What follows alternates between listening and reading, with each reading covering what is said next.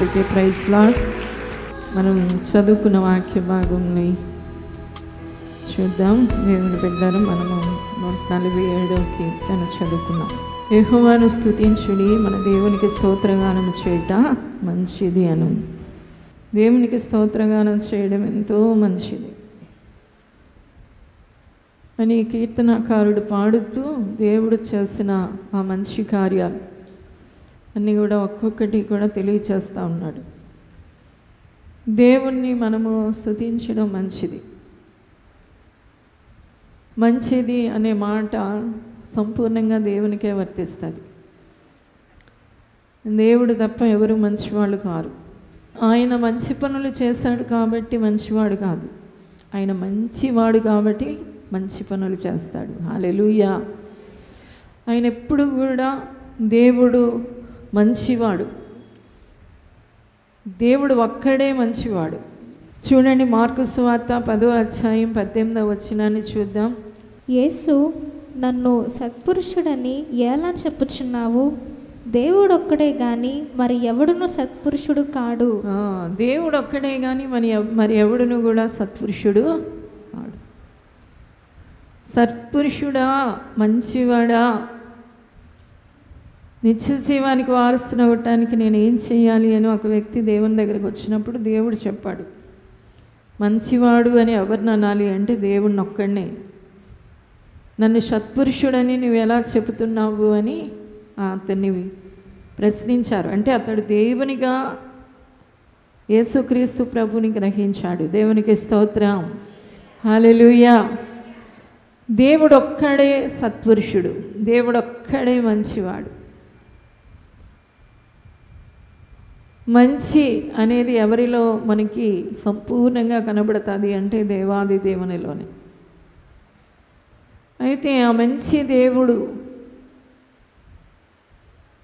ఏం చేస్తాడు అని మనం తెలుసుకుంటే ఆయన చేసేది కానీ ఆయన ఇచ్చేది కానీ ఏదైనా కూడా మంచిగానే ఉంటుంది. చూడండి, మనం ఆదికాండం 1వ అధ్యాయం 31వ వచనాన్ని చూస్తే ఇక్కడ దేవుడు మానవులకి ఇచ్చిన సమస్తం దేవుడు కలుగు చేసినది అంతా చూసినప్పుడు అది మంచిదిగా కనబడతా ఉందట. చూడండి 31వ వచనం. దేవుడు తాను చేసినది యావత్తును చూచినప్పుడు అది చాలా మంచిదిగా నుండెను. దేవుడు తాను చేసినది యావత్తు చూసినప్పుడు అది ఏం చేసింది? చాలా మంచిదిగా కనబడతా ఉంది. అంటే దేవుడు కార్యాలు ఎప్పుడు కూడా మంచిగానే ఉంటాయి.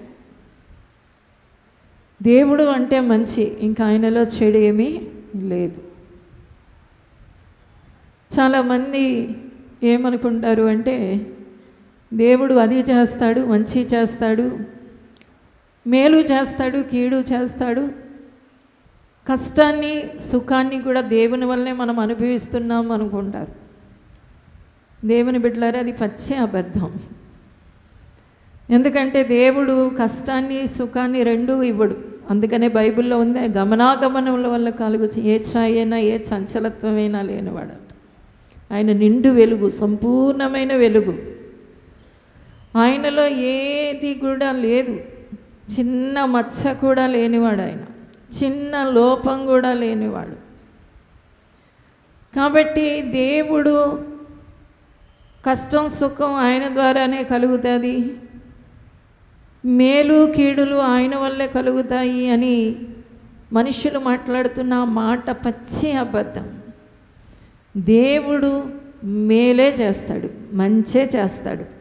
ఆయన వెలుగై ఉన్నాడు. దేవునికి స్తోత్రం.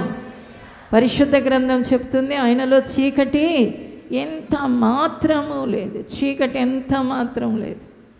ఆయన సంపూర్ణ వెలుగై ఉన్నాడు.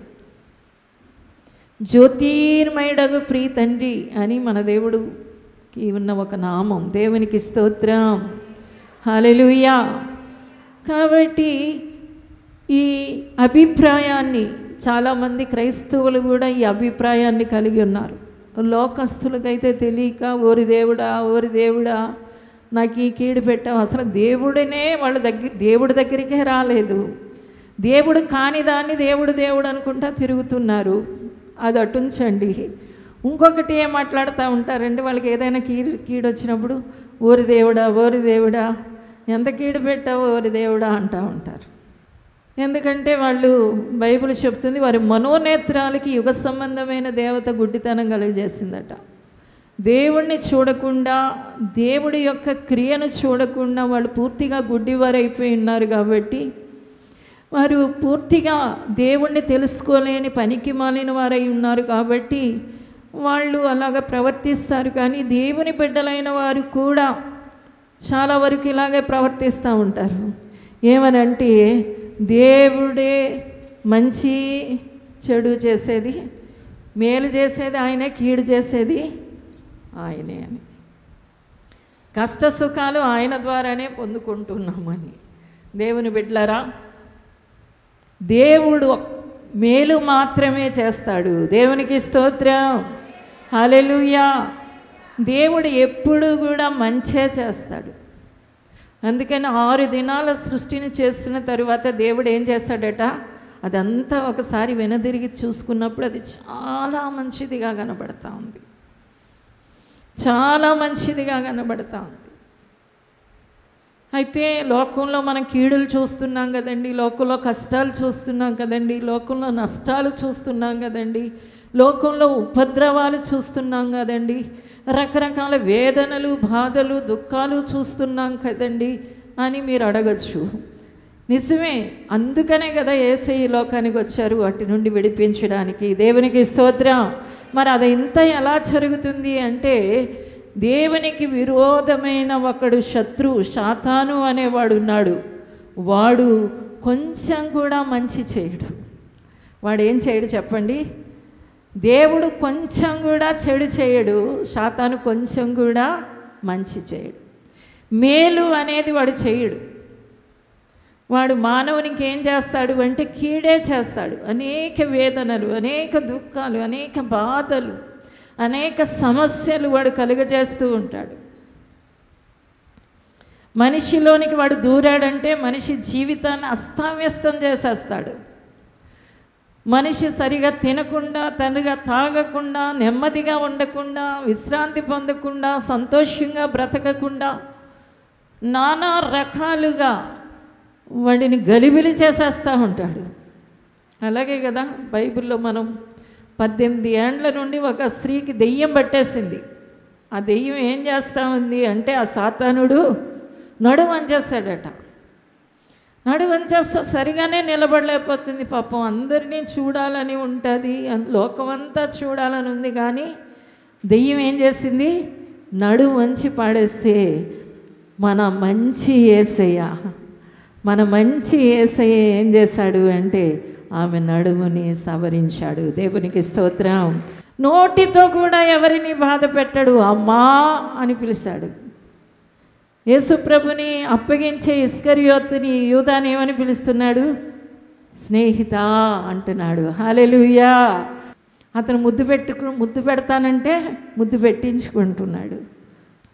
అందుకని ఆ దినాల్లో పిలాతు ఏ నేరం మోపబడకుండా ఒక వ్యక్తిని శిక్ష వేయడం నాకు తగదయ్యా, కాబట్టి నన్ను ఏం చేయమంటారు అంటే, ఇతడు యూదులకు రాసునని చెప్తున్నాడు అంటే యేసుప్రభు అన్నారు, నువ్వు యూదులకు రాసువా అన్నారు. యేసయ్య అన్నాడు, లేదు నేను సత్యానికి రాసుని అన్నాడు. దేవునికి స్తోత్రం. ఇక పిలాదికి ఏం చేయాలో తెలియడం లేదు, అర్థం కావడం లేదు. బాబోయ్, ఇక చేతులు కడుక్కుని ఈ నిరపరాధి జోలికి నేను పోను అంటున్నాడు. దేవునికి స్తోత్రం. హల్లెలూయా. అంత మంచివాడు ఆయన, అంత మంచివాడు. తర్వాత చూడండి, ఆయన కార్యాలు మంచివే కాదు. దేవుని బిడ్డలారా, 1 తిమోతి 4:4 చూద్దాం. దేవుడు సృజించిన ప్రతి వస్తువును మంచిది. దేవుడు సృజించిన ప్రతి వస్తువు కూడా ఏంటంట? మంచిది. దేవుడు ఏమిచ్చినా కూడా అది మంచిదిగానే ఉంటుంది. తన పిల్లలకు ఆయన ఏం చేస్తాడు చెప్పండి? మంచి ఈవులను అనుగ్రహిస్తాడు. యేసుక్రీస్తు ప్రభువారు ఒక దినం చేసిన తర్వాత కూడా మనం ఆదికాండంలో చూస్తే ఆ సృష్టికర్త ఒక దినం చేశాక అది మంచిది అని చెప్పేవాడు. ఈ రోజుల్లో ప్రజలు చాలా భయాలు ఉన్నాయి లోకంలో. ఏమనుకుంటున్నారంటే దేవుడు చేసిన దినాలు మంచివి అనుకోవడం లేదు. దేవుడు చేసిన దినాలు మంచివి అనుకోవకుండా సాతాను వాళ్ళని భ్రమపరుస్తూ ఉన్నాడు. అందుకని సోమవారం మంచిది, మంగళవారం మంచిది కాదు, బుధవారం మంచిది, గురువారం మంచిది కాదు. దేవుడు నీకు ఏదైనా ఇస్తే దేవుడిచ్చే ప్రతి వస్తువు ఎలా ఉంటుందట? మంచిగా ఉంటుందట. అందుకనే దేవుణ్ణే అడగాలి. మనం గొంతెమ్మ కోరికలు కోరకుండా, మనకి ఇవి అవి కావాలని అడగకుండా, మనం అడిగితే ఏమడుగుతాం? సగం మంచిది ఉంటుంది, సగం చెడ్డది ఉంటుంది. ఎందుకంటే మనం మంచి చెడ్డ తెలివినిచ్చే వృక్ష ఫలాన్ని తిన్నవాళ్ళం కాబట్టి సగం మంచిది, సగం చెడ్డది. సాతానైతే పూర్తిగా చెడ్డోడు, మనిషి అయితే సగం సగం. మనదికి కొంత దేవునిది ఉంటే కొంత లోకం కూడా ఉంది. అందుకనే ఒకవేళ మనం యేసయ్యని ఏమైనా అడిగామంటే ఏమడుగుతాం చెప్పండి? సగం మంచి అడుగుతాం. అందుకనే దేవుని దగ్గర మనం ఏం చెప్పకుండా దేవా నువ్వు ఇవ్వండి అంటే ఆయన ఇచ్చేదంతా మంచిది. హల్లెలూయా. మంచి ఈవెనను ఆయన ఇస్తాడు. పరిశుద్ధ గ్రంథం చెప్తా ఉంది. ఈ లోకపు చెడ్డ తండ్రి ఉదాహరణగా దేవుడు ఎలాంటి మాట తీసుకున్నాడో చూడండి. ఈ లోకపు చెడ్డ తండ్రి తమ పిల్లలకు మంచి ఈవులను ఇవ్వాలి అనుకుంటే మీ పరలోకపు తండ్రి అంతకంటే నిశ్చయంగా మంచి ఈవులను ఇస్తాను అంటున్నాడు. హల్లెలూయా, హల్లెలూయా. ఈ లోకంలో ఉన్న అమ్మా నాన్నకే తమ పిల్లలకి మంచిది ఇవ్వాలి అనే ఒక కోరిక ఉన్నది అంటే నాకు ఉండదా? నేను నీ సృష్టికర్తని, హల్లెలూయా, నీ నిర్మాణకుడిని. కాబట్టి నీకేం చేస్తాను?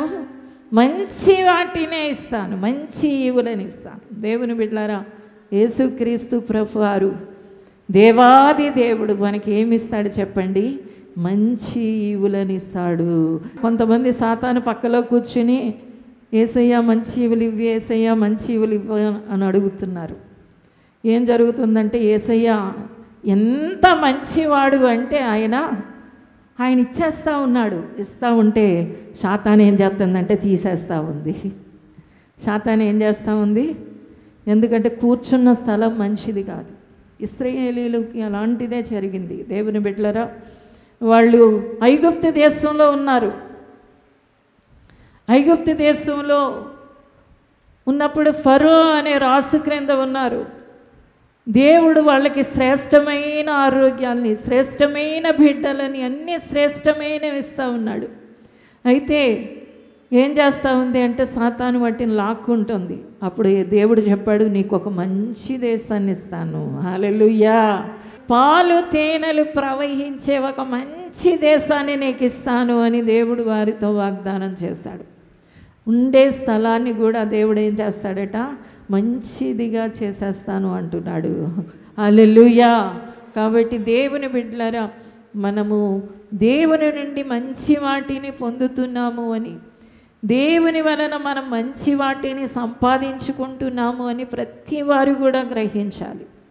దేవుడు ఎప్పుడు కూడా చెడు చేయడు.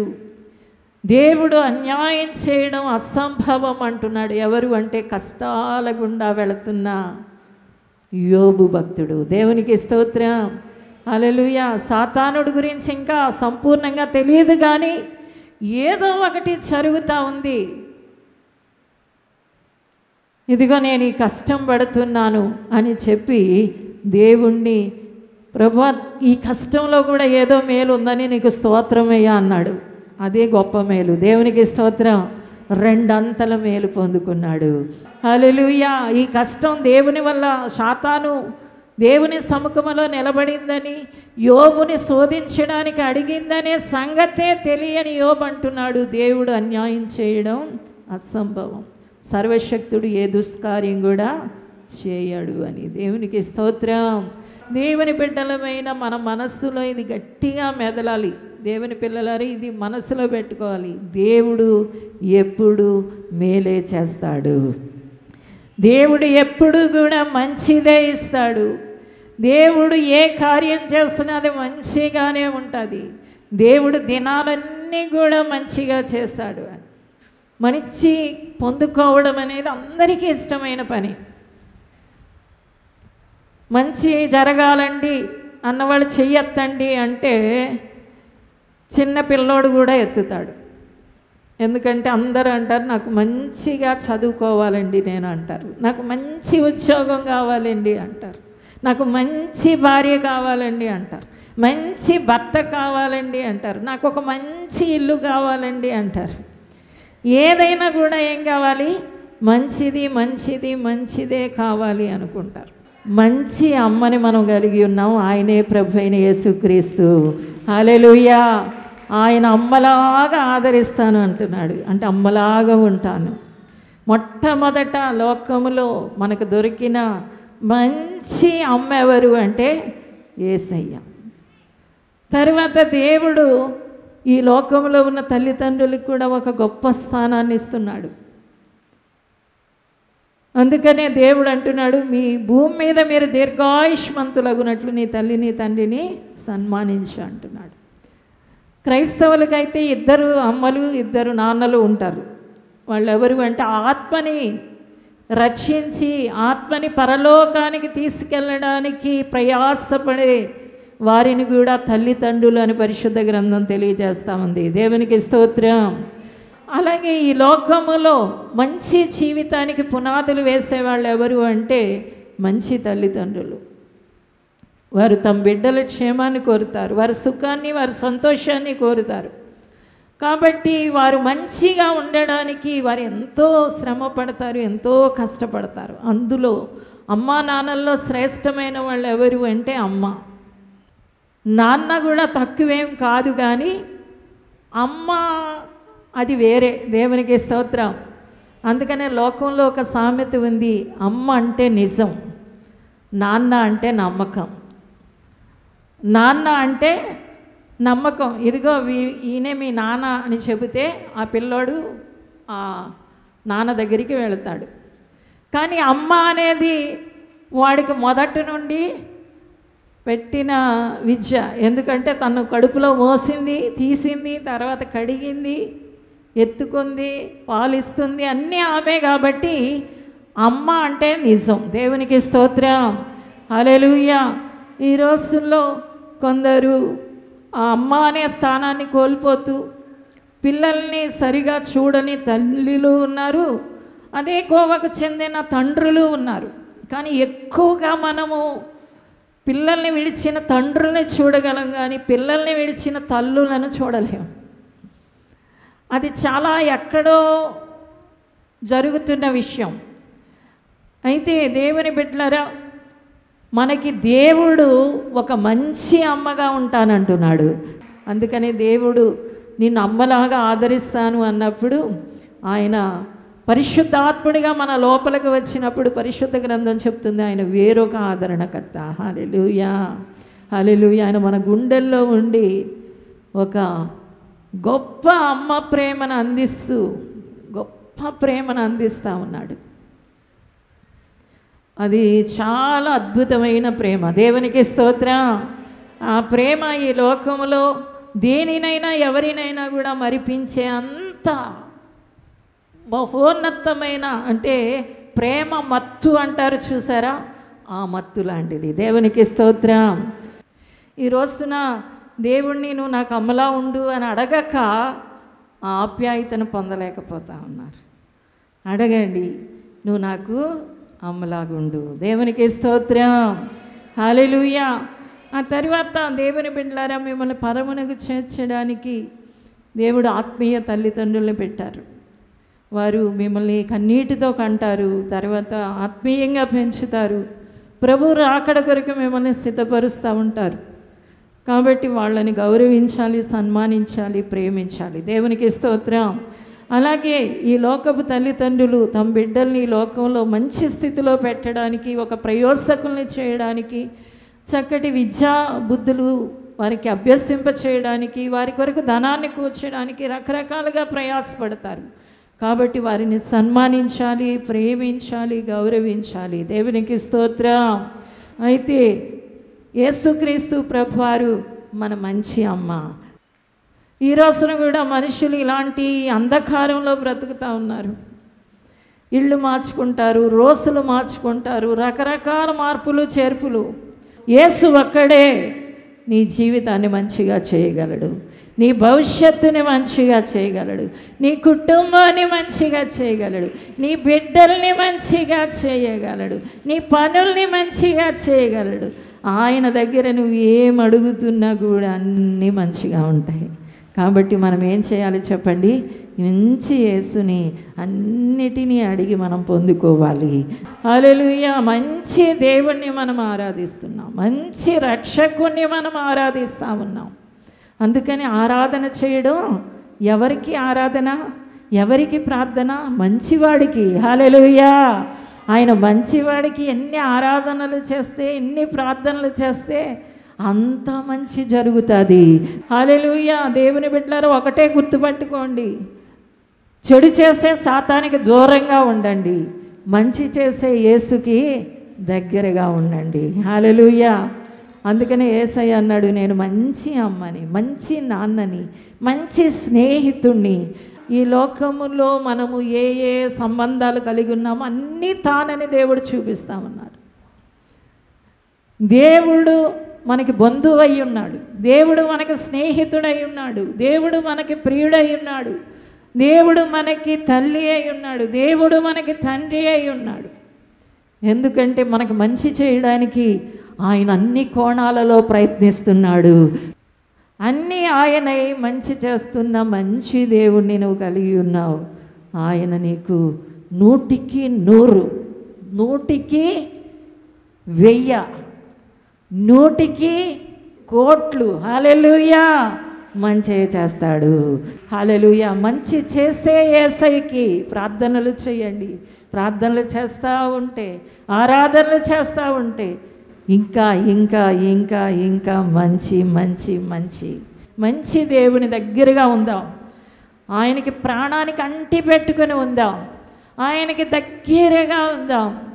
సాతాను ఎక్కడ కూడా నీ దగ్గరికి రానంత దగ్గరగా యేసుకు ఉండండి. ఆ మంచి వాటిని అనుభవించండి. అందరూ చేతులు పైకెత్తి ప్రార్థించండి. ప్రభువా,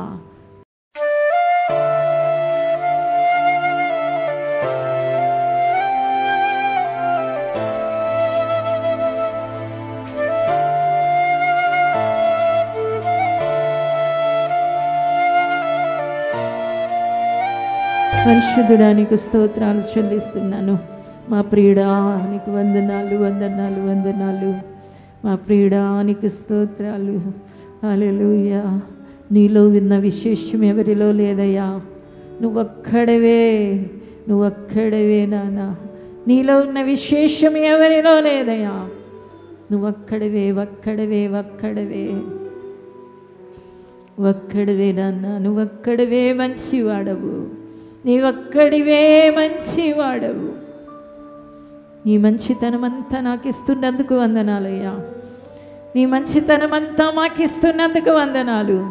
మంచి యేసు చెంత చేరుదురుగాక, మంచి యేసయ్యతో కలిసి ఉందుదురుగాక, మంచి యేసుతో ఎల్లప్పుడూ ఉండుదురుగాక. ఆశీర్వదించమని యేసునామమున అడుగుచున్నాము తండ్రి. ఆమేన్. రాజమహేంద్రవరంలో దహించు అగ్ని విడుదల సదస్సు ఆగస్ట్ 5, 6, 7 తేదీలలో ప్రతిరోజు ఉదయం 10 గంటల నుండి ప్రారంభించబడును. ముఖ్య ప్రసంగికులు పాస్టర్ చార్లెస్ గారు చెన్నై మరియు డాక్టర్ థామస్ గారు, డాక్టర్ శివ థామస్ గారు, దహించు అగ్ని మినిస్ట్రీస్ రాజమహేంద్రవరం.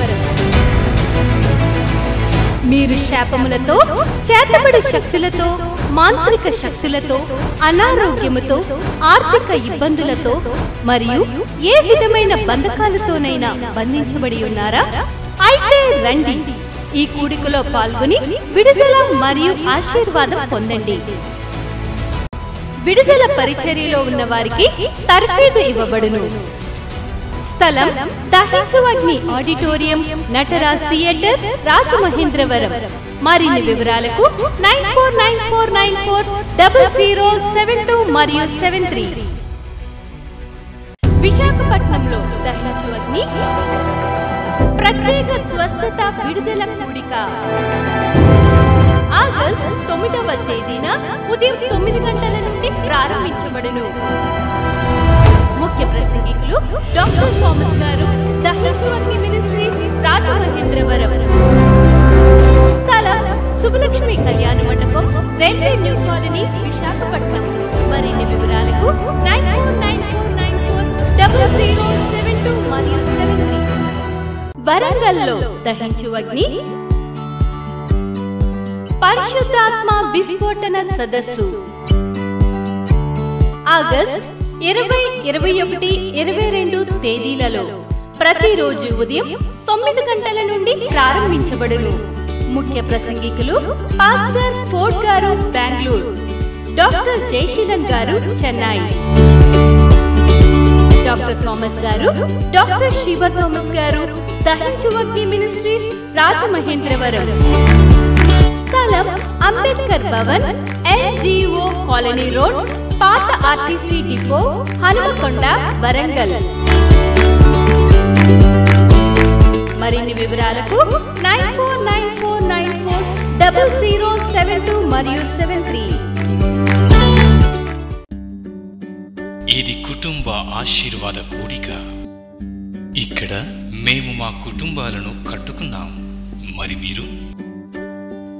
అయితే ప్రతి శుక్రవారం రాజమహేంద్రవరంలో జరిగే ఈ కుటుంబ ఆశీర్వాద కూడికలో పాల్గొనండి. ఈ కూడిక జరుగు స్థలం దహించు అగ్ని ఆడిటోరియం, నటరాజ్ థియేటర్, రాజమహేంద్రవరం. సికింద్రాబాద్ లో దహించు అగ్ని అద్భుత అసాధారణ కూడిక ప్రతి శనివారం సాయంత్రం 5 గంటల నుండి ప్రారంభించబడును. స్థలం SPG church ground, alpha hotel వెనుక, సికింద్రాబాద్. మరిన్ని వివరాలకు 9494940074 మరియు 75. రాజమహేంద్రవరంలో దహించు అగ్ని అభిషేక ఆదివారపు ఆరాధన ఇప్పుడు ప్రతి ఆదివారం ఉదయం 9:30 నుండి ప్రారంభించబడును. తప్పక పాలు పొందండి, దైవిక ఆశీర్వాదం పొందండి. స్థలం దహించు అగ్ని ఆడిటోరియం, నటరాజ్ థియేటర్, రాజమహేంద్రవరం. మీ ప్రార్థన అవసరతలకు 9494940072 మరియు 73. ఈ టీవీ కార్యక్రమాన్ని చూసి ఆశీర్వదించబడినట్లయితే దహించు అగ్ని టీవీ పరిచర్యకు మరియు బ్లెస్సింగ్ ల్యాండ్ కు సహకరించండి. Dahinchu Agni trust current account number 357222444370, State Bank of India, main branch, Rajamahendravaram. My address doctor Thomas, Dahinchu Agni ministries, తుమ్మలోవా, Rajamahendravaram.